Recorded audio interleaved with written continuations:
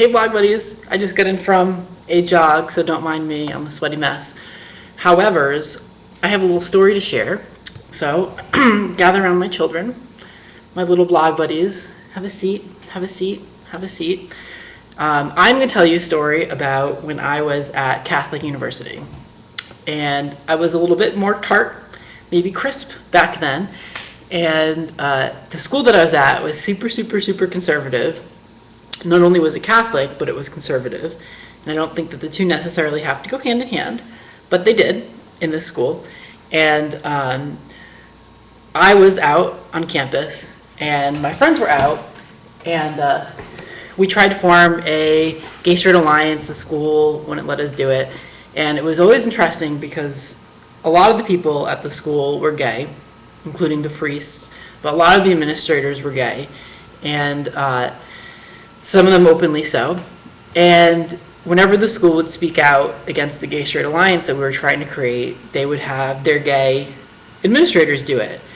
And because somehow that was supposed to mean that the school wasn't homophobic because gay people were speaking on behalf, I don't know what it was. Anyway, that's how the school played the cards. And one of the gay administrators, I guess, had a thing for my ex-boyfriend. And so he sent an invitation to my ex-boyfriend to a sex party. Now, mind you, this is one of the very same administrators that spoke out against our gay-straight alliance. Invites my ex-boyfriend to a sex party club with this password-protected site. And he showed it to his roommate, who I was good friends with, and we were like, what? And when you go into the site, there was pictures of the administrator and a porn star with his legs up in the air, with people eating his butt, and the administrator was in these pictures, and it was a foam party, and it was such a disaster. And I couldn't help but think, oh my gosh, what a hypocrite. Here this guy is trying to actively making it harder for gay students on campus, and at the very same time he's swooping in for the kill.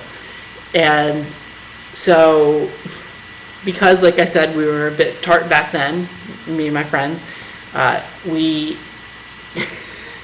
sent an email to the president of the university and a bunch of the vice presidents and the provost, who was a nun, and pretty much anyone whose email address we had access to. And we sent them an email that contained pictures of this administrator and at the sex party, and Sister Mary Frances saw her first rim job, I think. We included all the attachments. And we sent it to them. And the interesting thing is that I have a little mohawk going on. The school didn't fire the administrator.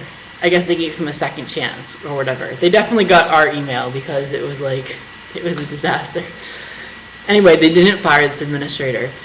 And then, I think it was a year or 2 years later, it came out that this administrator was having a relationship with one of the students, which you couldn't do. I mean, even as an RA, I was an RA there, we weren't allowed to have relationships with the students that were under our supervision. So definitely a no-no, and of course it was a gay relationship. So fast forward, they had to fire him because he was having an illicit little affair with the student. So though it kind of came from a place of revenge at the time, any guilt that I had evaporated when I found out that this guy was guilty of so much. So that's the story, and I hope you enjoyed it. And let me know what you think. If you're gay and at a Catholic university, I'd be curious to get your take, or if you're gay and Catholic, or if you have an opinion that you want to share. Peace out. Love you. Bye.